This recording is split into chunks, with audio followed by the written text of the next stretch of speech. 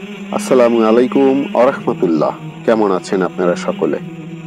আমি এই মুহূর্তে দাঁড়িয়ে আছি খান জাহান আলীর যে সমাধি রয়েছে, সমাধির সামনেই বিশাল বড় একটি পুকুর রয়েছে।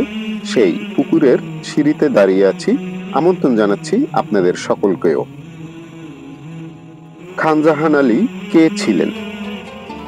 একজন ভালো যোদ্ধা ছিলেন, একজন ভালো সেনাপতি ছিলেন, একজন ভালো সেনা প্রধান ছিলেন, একজন ভালো বিচারক ছিলেন।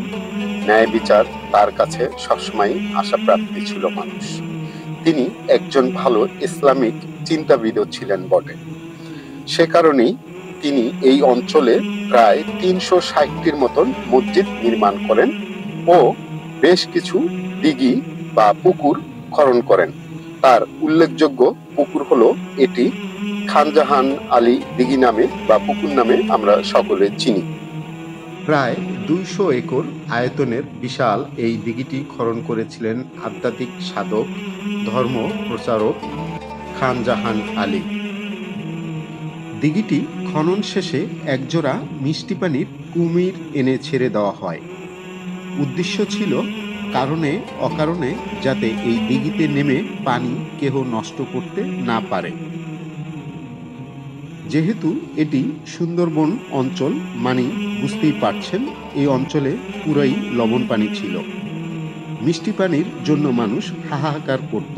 এই অঞ্চলটিতে কোনো বসতি ছিল না বললেই চলে। মানুষের বসতি বাড়ানোর জন্য এগুলো উদ্যোগ নেওয়া হয়েছিল। তখনকার দিনে তার এই চিন্তাকে সকলেই সাধুবাদ জানিয়েছিল। ৬০০ বছর আগে এখানে তেমন কোনো বসতি ছিল না। পরবর্তীতে এই অঞ্চলে বসতি বাড়তে থাকেন। স্থাপিত করেছিলেন ৩৬০টির ও বেশি মসজিদ। খনন করেছিলেন আরও ছোট বড় অনেক দিঘি। উনি ৯০ বছর এই পৃথিবীতে বেঁচে ছিলেন, রেখে গেছেন অনেক স্মৃতি, যেটি আমরা দেখলে এখনো মনে করি কিছুদিন আগে করে গেছেন। ৬০০ বছর, আরও ৬০০ বছর গেলেও আমার ধারণা এগুলো টিকে থাকবে। তার সৃষ্টি আধ্যাত্মিক লাইনের লোকজনের চিন্তাভাবনা এমনই ছিল, পৃথিবী থেকে চলে যাবে কিন্তু স্মৃতি রেখে যাবে। খান জাহান আলী জন্মগ্রহণ করে ১৩৬৯ খ্রিস্টাব্দে দিল্লিতে এক সম্ভ্রান্ত পরিবারে জন্মগ্রহণ করেন।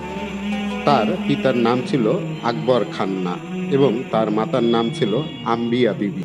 আজকে তাহলে এই পর্যন্তই। আবারও দেখা হবে, কথা হবে অন্য একটি ভিডিওর মাধ্যমে। ততক্ষণ পর্যন্ত ভালো থাকুন। আসসালামু আলাইকুম ওয়া রাহমাতুল্লাহ।